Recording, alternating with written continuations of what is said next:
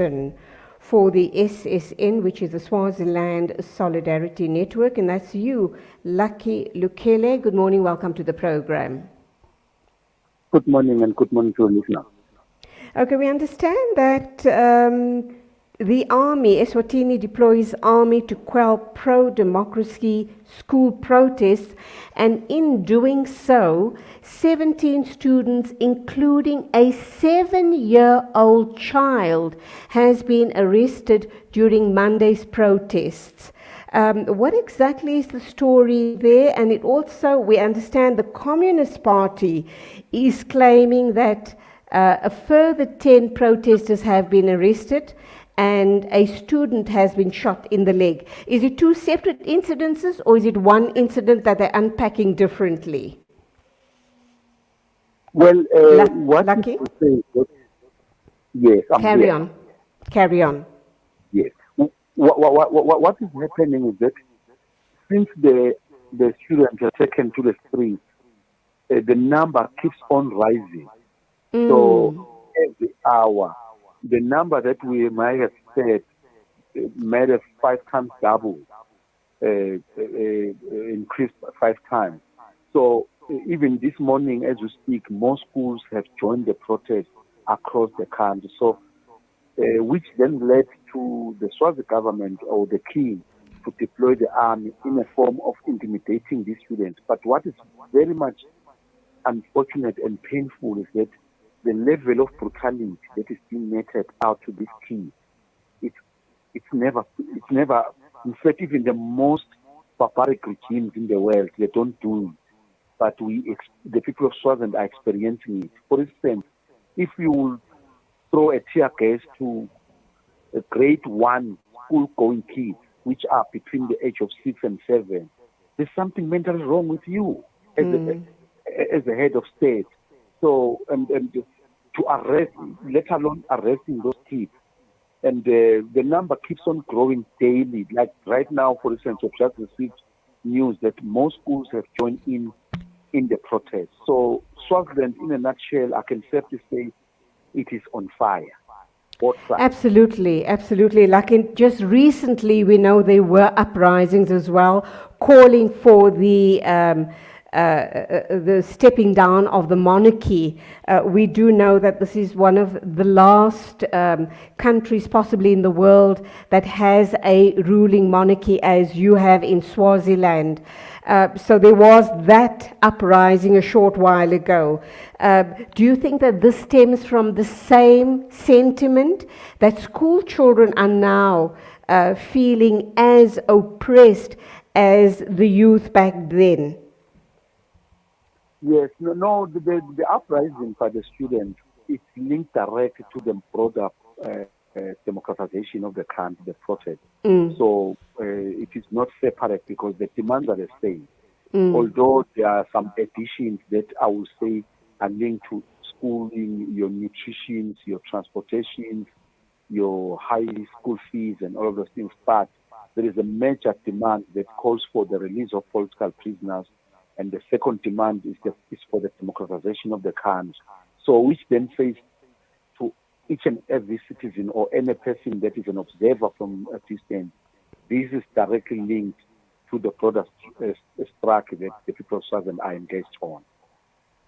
Now, Mduduzi G, now the General Secretary of the Trade Union Congress of Eswatini, said that, as you have indicated as well, school pupils are calling for political reforms. But he goes on to say that having the army and cops deployed in the schools is definitely going to worsen the situation in Eswatini. It could end very badly, couldn't it? It actually, I wouldn't even want to water down his statement. He was spot on. What is happening, for instance, what happened late afternoon yesterday, for instance, just to give you and the listeners a brief, was that one guy who was dressed in Swazi traditional attire, we suspect that he is one of the King Richmen. He tried to bully the kids as they were protesting, and he got out of his car, welding a nokiri, trying to beat the kids.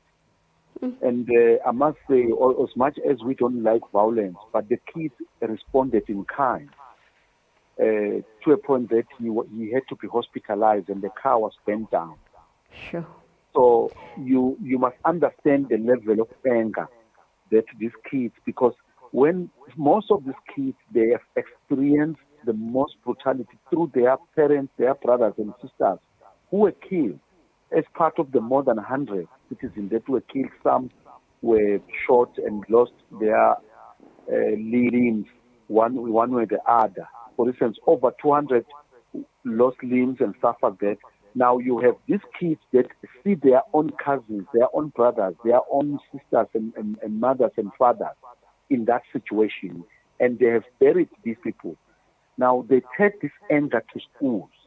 So basically almost everyone soon, if not tomorrow, the very same army and the police, especially the junior, they will soon join the protest action because they are at the same situation like their own brothers, because people now are beginning to ban their houses. They are beginning to harass their own children because they school together, they go together, they use the same transport system. So what King Swat is doing, it's extremely inhumane. He is dividing the most united nation in the world. Swaziland is one nation, and the nation is Swaz. Okay, it sounds exactly what you say. Swaziland is on fire. Clearly, this is not going to go away. Swaziland, the youth are wanting democracy. They want to see the end of the monarchy.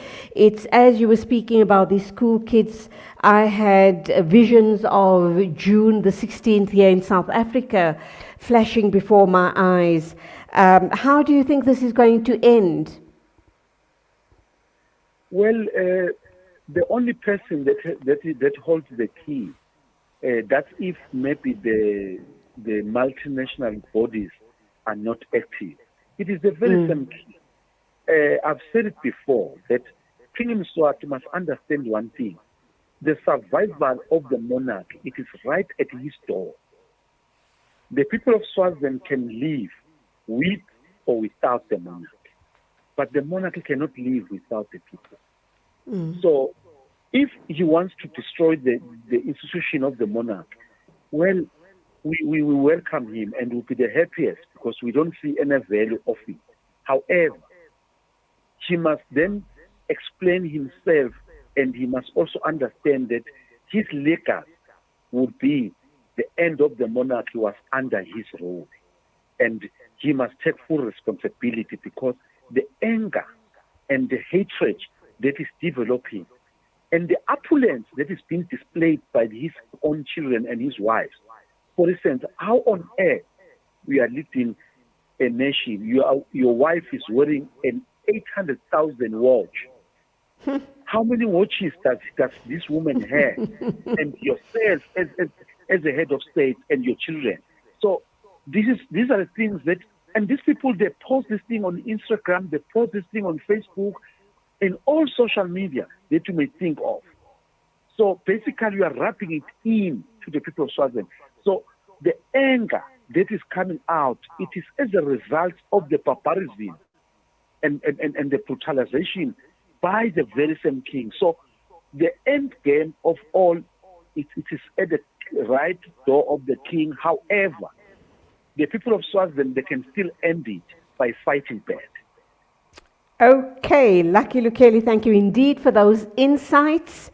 We will be watching this space very closely. Thank you indeed for your time. Go well, keep strong, and all the very best to you. We thank you for the opportunity. And by the way, this is my favorite radio station. Thank you indeed. Thank you indeed. So glad to hear that. So very glad to hear that. Lucky Lukhele, he is the spokesperson for the Swaziland Solidarity Network, and he's ended the show on a very high note, suggesting that Salam Media is his favorite radio station. You and the rest of the Swazis just keep keep on listening to us. Thank you indeed. And of course, time for me to wrap up. A big thank you to the production team, and that's you, Ziad Milazi Boy, and Nasrin Naidu back at the studio for holding the fort. Don't forget your COVID protocols and take care on the very, very busy roads. Till tomorrow at the same time, as always, Assalamu alaikum and Khuda Hafiz from me, Julie Ali.